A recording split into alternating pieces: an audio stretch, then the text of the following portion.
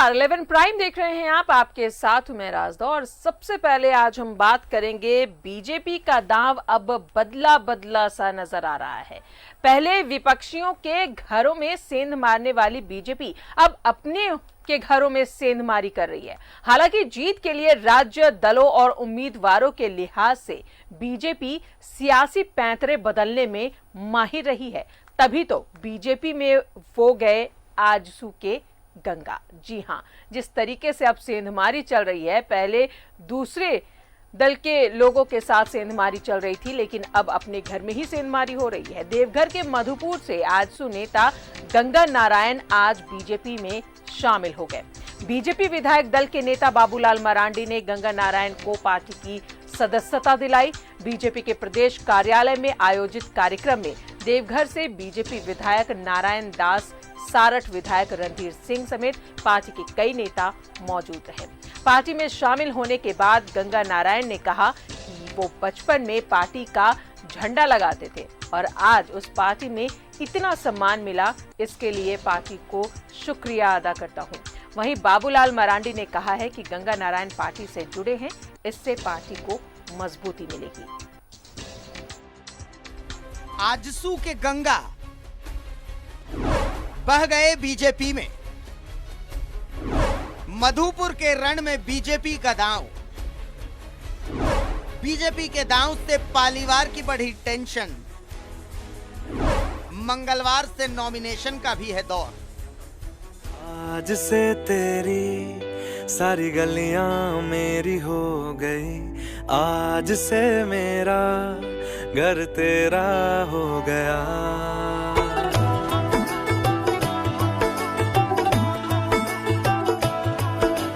आज से तेरी सारी गलियां मेरी हो गई, आज से मेरा घर तेरा हो गया। ये है गंगा नारायण। आज से पहले ये आजसू के थे, पर अब ये बीजेपी के कहे जाएंगे। ऑफिशियली गंगा नारायण ने बीजेपी का दामन थाम लिया। बीजेपी का ये दांव एक बार फिर दिखा रहा है कि अब पार्टी का दांव दुश्मनों के पाले में नहीं, बल्कि अपने के पालों पर खेला जा रहा है। जो मुझे करना चाहिए कर, देखिए, एक नेता का काम होना चाहिए, एक समाज सेवी का काम होना चाहिए, लोगों की जो समस्या है वो तुरंत का तुरंत हल हो। सर, तो ये माना जाए कि अब मजदूरी मांगने का वक्त आ गया है मधुपुर की जनता से कि भाई हमने कुछ किया है, थोड़ा आशीर्वाद, मजदूरी हमें मिलना चाहिए। बिल्कुल सर, मेरे मुंह की बात आपने छीन लिया। बिल्कुल, जो मजदूरी करता है उनको उनकी दिहाड़ी मिलनी चाहिए। अब शीर्ष नेतृत्व तय करेंगे, जो भी आदेश होगा उनका पालन किया जाए। तो निश्चित रूप से आज और उन्होंने बार बार देश के आज जो प्रधानमंत्री नरेंद्र मोदी जी का भी नाम लिया, जो देश के गांव, गरीब, किसान, मजदूरों के बारे में देश के प्रधानमंत्री चिंतित ही नहीं रहते हैं, बल्कि उनकी जो समस्याएं हैं, जो गरीबी है, वो कैसे दूर हो, उसके लिए प्रयासरत रहते हैं। तो मैं समझता हूं कि प्रधानमंत्री का जो अभियान है, तो निश्चित रूप से उस अभियान को भी और मजबूती मिलेगी और ताकत मिलेगी। अब मधुपुर की जंग से पहले गंगा नारायण का बीजेपी में शामिल होना मधुपुर के पूर्व बीजेपी प्रत्याशी राज पालीवार की टेंशन बढ़ा रहा है, तो वहीं आजसू इसे रणनीति का हिस्सा बता रही, जबकि जेएमएम अपनी रनिंग सीट को लेकर बिल्कुल आश्वस्त। निश्चित रूप से प्रत्याशी को जिताने की दिशा में काम करेंगे। आप वहाँ चुनाव प्रचार करेंगे, आप जाएंगे, आप लोग? नहीं, बिल्कुल पार्टी लगेगी, पूरी दमखम के साथ लगेगी कि एनडीए का प्रत्याशी वहां से जीते। उस दौर में भी हाजी साहब को अपना नुमाइंदा बनाकर भेजा है, जब ये ध्रुवीकरण की पूरी कोशिशें करा रहे थे। 2019 में तो जब तमाचा इन्हें पड़ा है, अब ये ध्रुवीकरण का नाम लेने से पहले डरेंगे और पूरा भरोसा है कि मजबूत बहुमत से जीत कर आएंगे। गंगा नारायण का बीजेपी में आना मधुपुर के लिहाज से बीजेपी का एक बड़ा दाव, क्योंकि मधुपुर के लिए गंगा नारायण एक जाना पहचाना नाम है। लेकिन हाजी हुसैन अंसारी साहब के निधन के बाद खाली हुई मधुपुर सीट पर लोगों की सहानुभूति का फैक्टर हफीजुल हसन के साथ है। ऐसे में बीजेपी का ये दांव मधुपुर के किले में कितना सेंध लगा पाएगा, देखना ये। रांची से अजय लाल और राकेश के साथ देवघर से मनीष राज की रिपोर्ट। तो जिस तरीके से आजसू से निकलकर गंगा नारायण बीजेपी में पहुंचे हैं, ये नया दाव जरूर है। और ज्यादा जानकारी ले हमारे साथ सहयोगी अजय लाल भी मौजूद है। अजय, बीजेपी का ये नया दाव है, अरुणाचल, बिहार और अब झारखंड, दाव विपक्ष पर नहीं सहयोगियों पर है, क्या कहेंगे?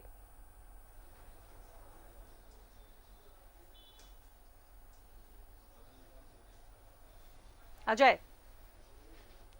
बिल्कुल राजदा, देखिए आज ना कल ये सवाल उठेंगे, बीजेपी नेतृत्व के सामने सवाल उठेंगे कि आखिर क्यों आपने अपने उम्मीदवार को किनारे करके अपने ही सहयोगी दल के उम्मीदवार को अपनी पार्टी में लिया और फिर उन्हें चुनाव में भी खड़ा कर दिया। आज प्रदेश भाजपा कार्यालय में जब गंगा नारायण सिंह पार्टी की सदस्यता ले रहे थे, भाजपा की सदस्यता ले रहे थे, उस वक्त यह सवाल बाबूलाल मरांडी से भी पूछा गया और खुद गंगा नारायण से भी पूछा गया।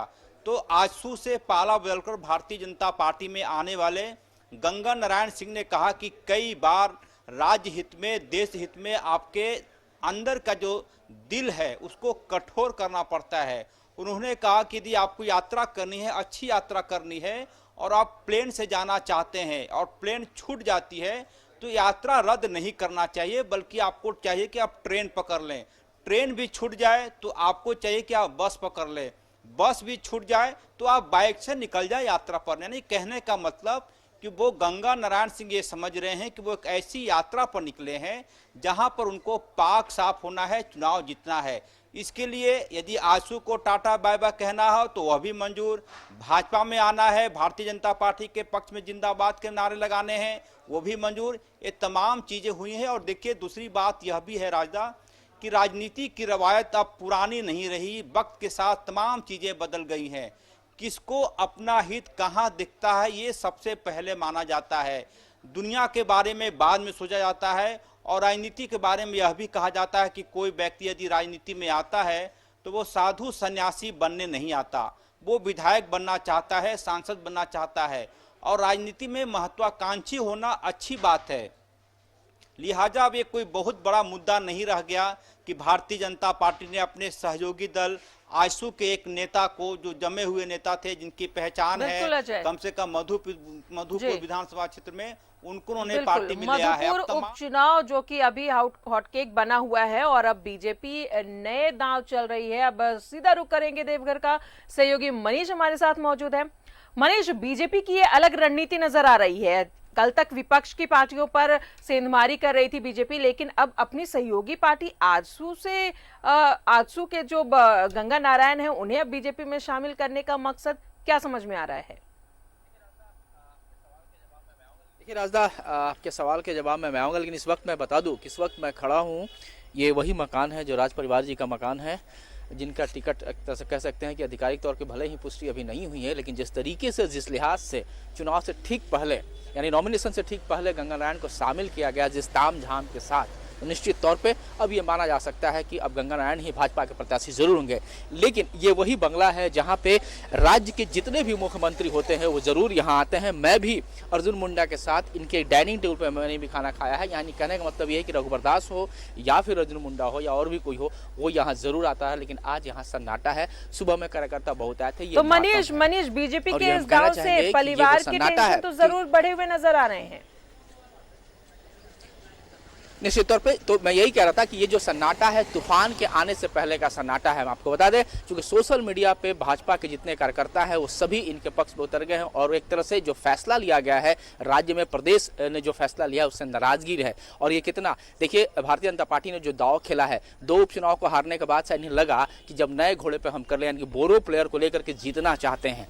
लेकिन ये उनका फैसला कितना सही होगा ये तो चुनाव के परिणाम ही बताएंगे और मतदान के दिन कार्यकर्ता किस तरीके से होंगे। हम आपको बता दें गंगा नारायण जब पहुंचे हैं मधुपुर तो वहां पे गिनती के भी भाजपा के कार्यकर्ता या पदाधिकारी वहां नहीं थे। हो सकते हैं कि वैसे लोग हों जो दूसरे गुट में हो। हम आपको यही बता दें कि संथाल परगना में सभी जानते हैं, आम जनता से लेकर के आम वोटर हो या पार्टी के प्रदेश, सब समझते हैं कि जो संबंध गोड्डा सांसद का या फिर राज परिवार का रहा है, जिस तरीके से 36 का आंकड़ा रहा है, इसमें कहीं ना कहीं गोड्डा सांसद का हाथ रहा, जो कि पिछले भी चुनाव में गंगा नारायण को आजसू से खड़ा होने में या फिर उनकी भूमिका रही है निश्चित तौर पे। देखिए, अगर आजसू पार्टी, आपने कहा कि आजसू पार्टी के ही सेंध मारी, तो आजसू पार्टी में कभी गंगा नारायण बहुत बड़े पद पे नहीं रहे हैं। चुनाव, चूंकि आजसू पार्टी वैसे ही पार्टी है कि जिन लोगों को दूसरे पार्टियों से टिकट नहीं मिलती है तो उनको टिकट दिया जाता है, और टिकट किस तरह से दिया जाता है ये हम सभी जानते हैं। और गंगा नारायण की अगर बात करें तो लेकिन इस मधुपुर बार को जो चर्चित नाम दांव जरूर खेली है है, इसी भाजपा, का फायदा तो बीजेपी नहीं उठाना चाहती है।